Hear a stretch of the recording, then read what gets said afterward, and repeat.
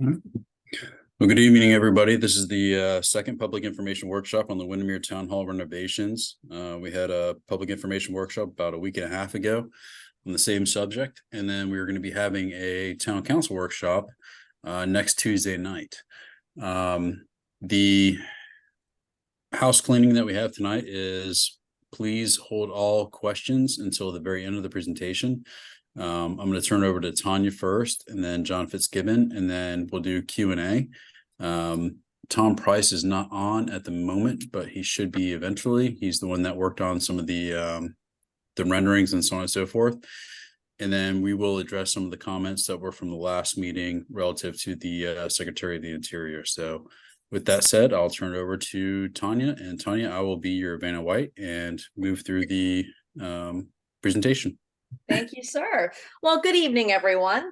And we're pleased to host this public input session this evening for members of the public, so you can hear a review about the updates to our beloved town hall and provide some comments when we're through with the presentation. So the need to renovate town hall is something we all recognize as necessary to ensure its protection, as well as preserving this beautiful piece of architecture now and into the future. The town council agreed to engage Mr. Tom Price, a historical architect who has renovated and revitalized historical facilities in downtown Orlando.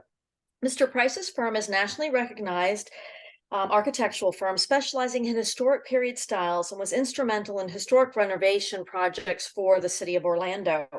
His work has been featured in such prestigious publications as Florida Architecture, Residential Architect, Florida Design, Professional Builder, Florida Builder, Unique Homes, Period Homes, Traditional Building, Orlando Magazine, and the Orlando Sentinel. Mr. Price has looked at Town Hall and developed a draft plan based on three tenets: safety, accessibility, functionality, historic aesthetic improvements, and additional enhancements based on feedback from residents and users of Town Hall. With that said, at our last meeting, it did come up from the public that they wanted to ensure that this property would maintain its historical designation. I have had discussions with staff members at the Florida Trust for Historic Preservation, and she stated in writing to me that as no federal or state funds are involved at this time, their role in this project would be extremely limited. However, they are happy to serve in an advisory capacity if needed. So if Healthy West Orange funds can be used for this project, then potentially there will be no need for state or federal funds. However, I will continue to have those discussions with the Florida Trust for Historic Preservation as we move along in this process. This evening, we are here to review the current proposed floor plan concepts for Town Hall and receive further input from the public. We have already met with the town's Historic Preservation Board, held one other public meeting on Town Hall, and this is our third meeting with the public to review this project. And as the town manager noted, it'll go to town council next. So with that, I'm going to turn it over to Mr. John Fitzgibbon, and he's going to go through the three tenets we discussed: safety, accessibility, functionality, historical aesthetic improvements, and additional enhancements we feel would be beneficial to Town Hall. So with that, John, I'm going to turn it over to you. Thank you, Tanya. Robert, if you could go to the next slide. Or I mean, Vanna. Well, he's got the blonde hair, so it works. Blonde gray. Okay, there we go.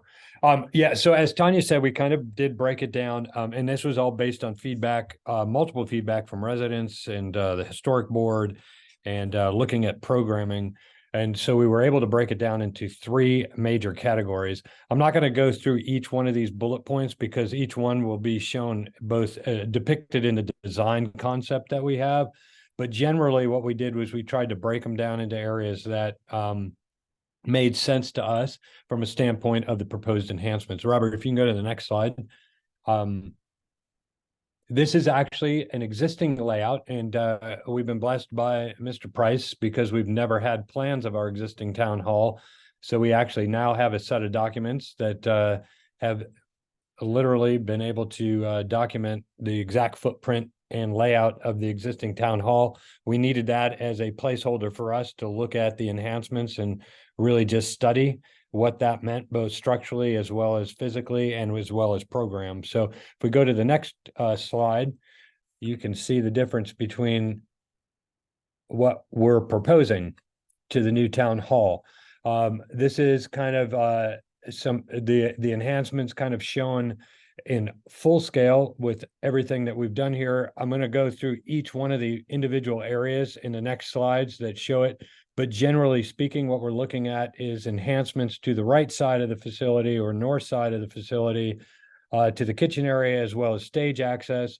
We're looking at restroom enhancements, both from family restroom addition to additional restrooms, as well as exterior accessibility to the restrooms, and then also a new multi-purpose bridal area shown on the southwest corner of the building adjacent to the porch.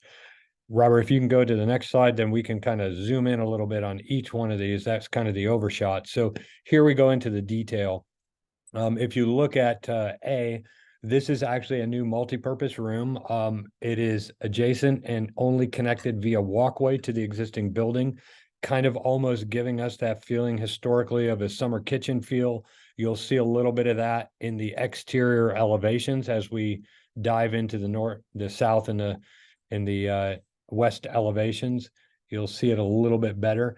This was actually something that came out of our initial conversations as with some of the folks that use the facility as a need. In addition to that, you can see that it is also connected to the family restrooms, and I'll get a little bit into that on the restroom connection, but it has both connectivity to a family restroom, which allows the bridal suite to have access to a restroom facility, while at the same time, general access right out onto the porch. If you look at B in the blow up, what we've done is we've kind of expanded the restrooms outbound. We are looking at handicap accessibility to the restrooms from the outside. That's something that came up in our initial first conversations with the community in our first program review. If you look at a little bit closer, you'll see we have two family style restrooms that are flanking each side of the fireplace, and then still maintaining storage capabilities for chairs and tables and whatnot. In addition to that, we've also added more toilet facilities with the exterior accessibility that you can see. So again, that works well. We can lock the doors to the town hall if the town hall is not being used for a special event, but still allow us to utilize the restroom facilities for these events. Robert, if you could go to the next slide, that'd be great. And I'll go to the other side. Over here, we looked at multiple things. One is wanted improvements to stage access, also wanted improvements and safety improvements to the exterior of the building.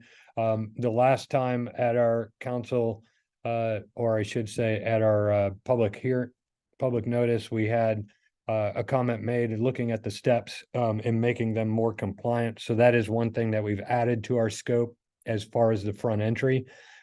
We've also added a pantry. There is a toilet there. We do have a newer version that instead of that being a restroom facility due to cost and getting the utilities over there to there, that actually is becoming a pantry.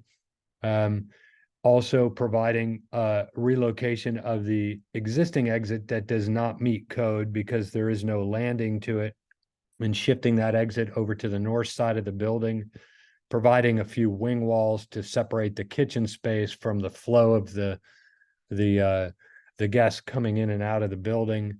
The additional thing that we've done is looked at providing an ADA lift, handicap lift to the stage area, as well as providing better access, flanking both the east and west side of the stage, and then also providing a lockable secured equipment room so that we can set equipment, but yet it's not being utilized by those that rent the space.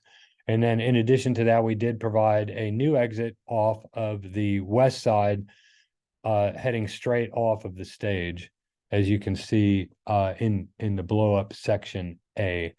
In addition to that, we're also looking at running a full countertop, almost like a serving countertop throughout the kitchen, looking at some additional overhead storage between the windows, also giving us an opportunity for access through those windows to the future. If you do look at this current situation or current plan that we have, we do show the handicap ramp on the north side. one of the comments that came out of our last meeting, and also through meeting with our architect, that we've determined that it may be better served by moving that handicap ramp on the north side of the building over to the south side, connecting to the stairs just by the new multi-purpose room, allowing us to bring the handicap ramp out in close proximity to the handicap parking spot. So it makes for a better use.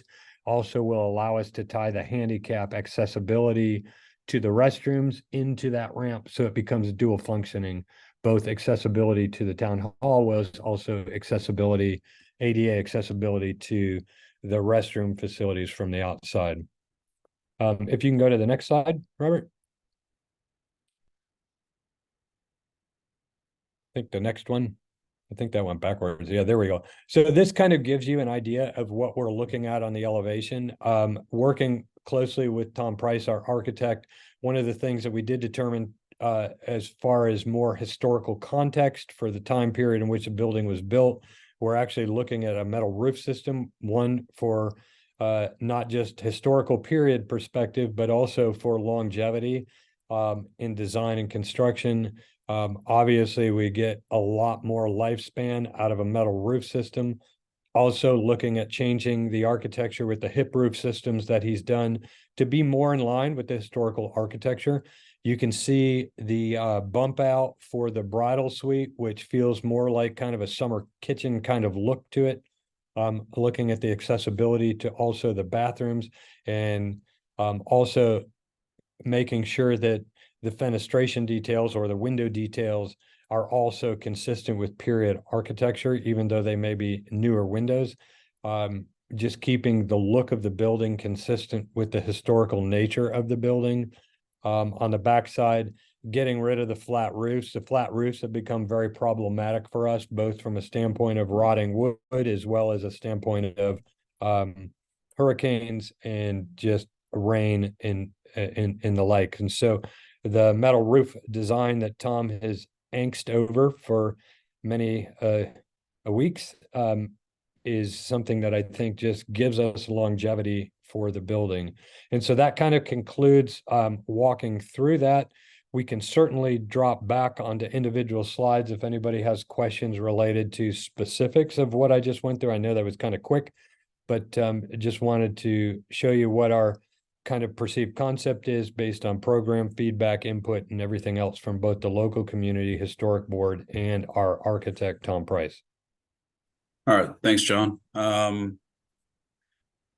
And again, we'll go ahead and open it up for any questions. You can type it into the chat box, or you can raise your virtual hand, and we'll be more than happy to answer any of your questions. Again, we have been working with the state of Florida relative to the making sure that it maintains its historical value.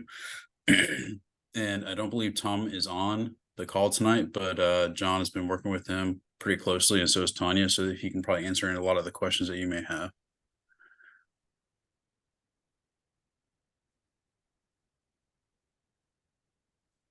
So any questions? Okay, Brandy.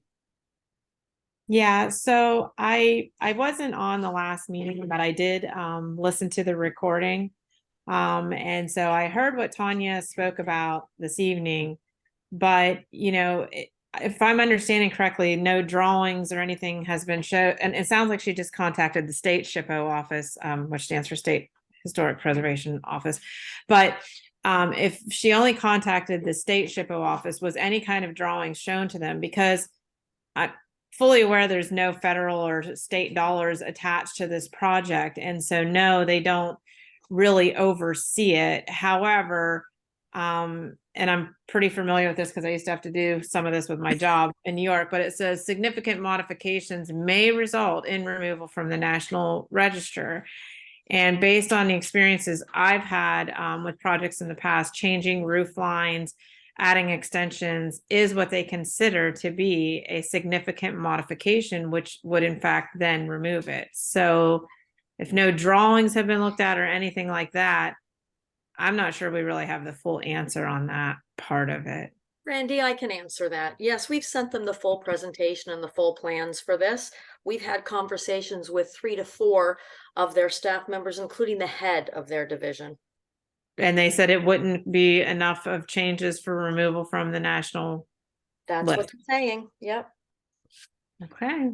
The other thing too, Brandy, that's important is we are running parallel, right? So we want to make sure that the residents are okay with the modifications, while at the same time, Tanya and I are working directly with both the state and the federal government relative to ensuring that we do not lose the historic preservation of the building. So we are still walking step by step with them, even to the last minute, Tanya and I sending emails off to them tonight back and forth. So we understand that that is an important aspect of this project, and we will make sure that whatever we do, we won't lose that designation. Right.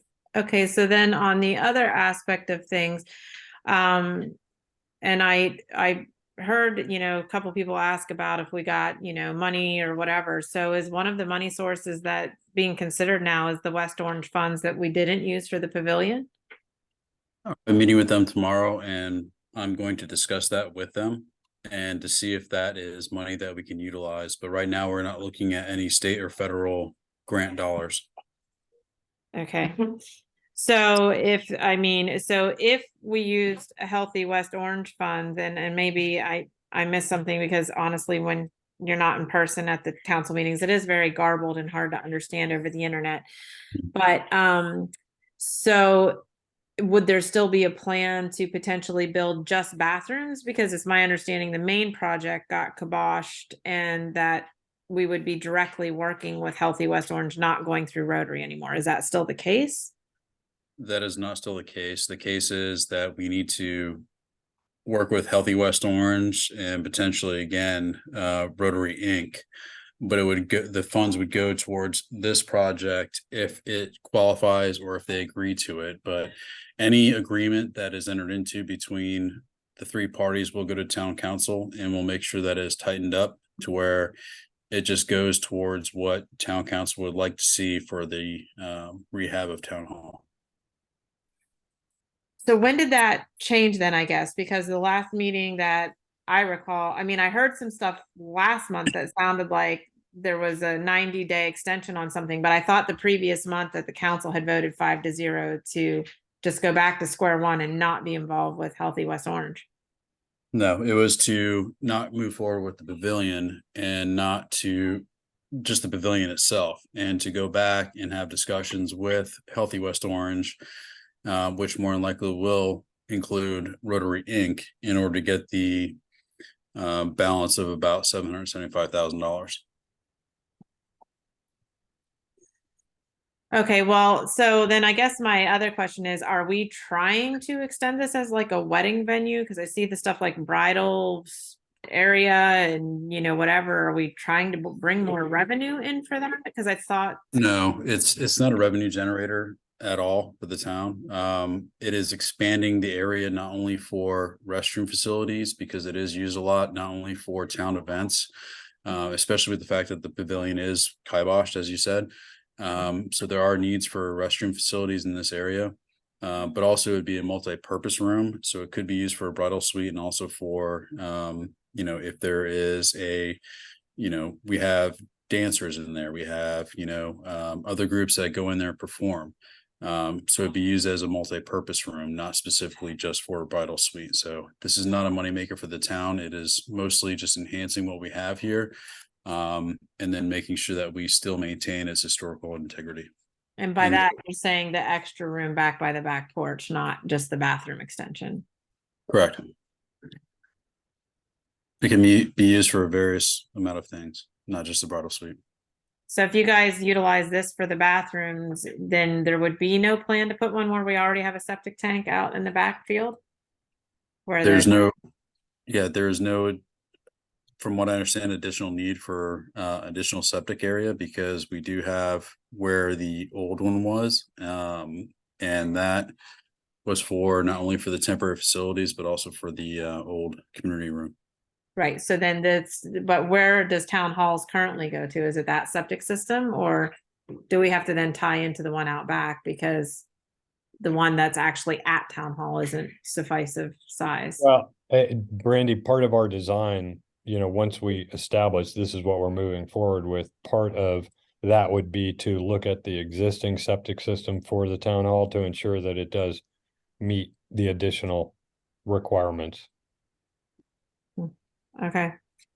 Yeah, we've done projects in the past where we've made sure that whatever we construct has adequate septic facilities, so this would not be anything different. All right. Okay, that's my questions for now. Thank you. Thank you. And there's no east elevations due to the fact that there is no changes to the east area of the structure. I think one thing that is important though, Robert, is once we get into the construction documents, Tom Price and I will be providing full elevations on all 4 sides of the building. So we will ultimately have that in the construction documents. But for the concept plans, we were trying to keep it cost effective and just showing the 2 elevations that had the changes associated with them. Yeah, thanks, John.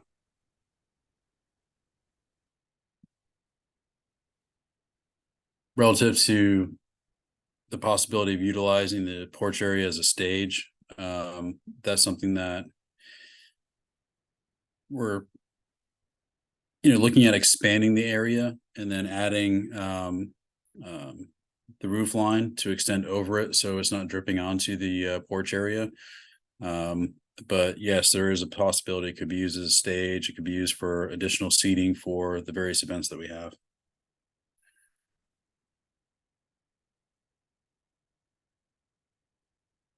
All right, Tom Stroop.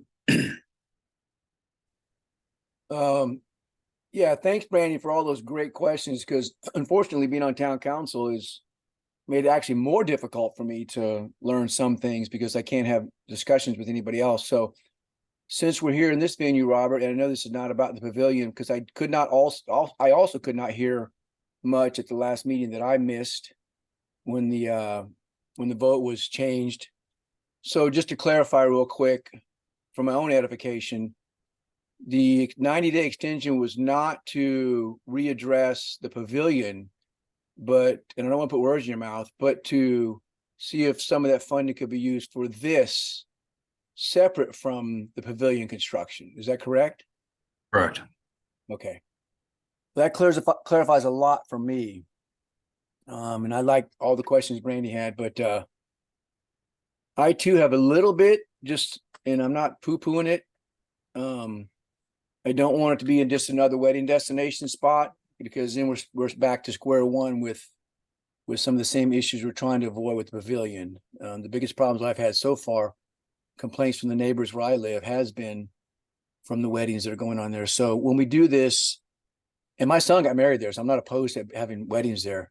When we do this, we just need to make sure that maybe at some point, hand in hand with this, we come up with an effective noise ordinance that would let people enjoy their weddings, but also let us enjoy our quality of life here on this back streets over here. So just something to consider once we're moving forward with this, because the design's great. Tom did a great job, like I said last time.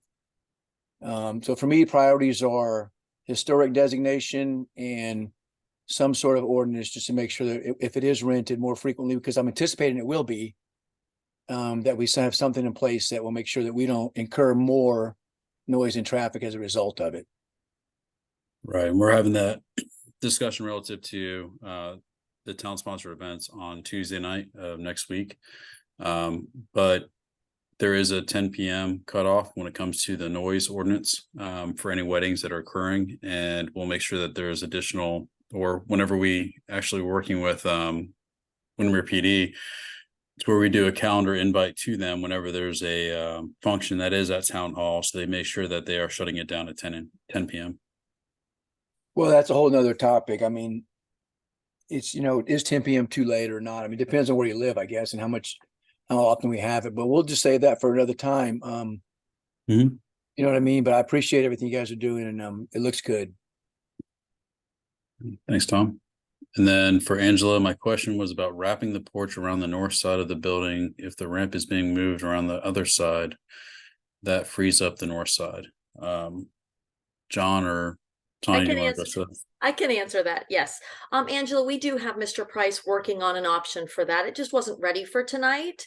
And so we are working on that modification.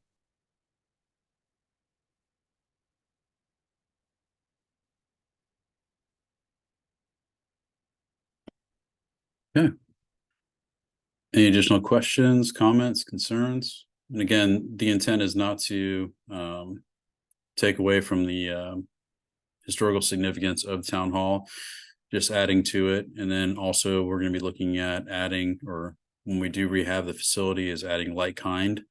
There's a reasonable standard that is adhered to this. So it's not like you have to replace it with the same type of materials that were back in the day. But again, what's reasonable as far as replacing it and making it look and feel like it was back when it was constructed. Hopefully that makes sense. And we are going to improve the acoustics in the facility.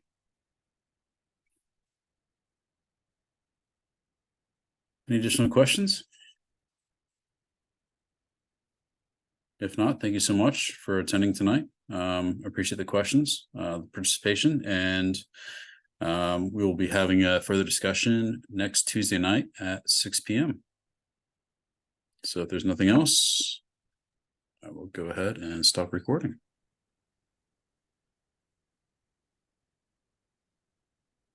Thanks, everyone. Appreciate your participation. Good night.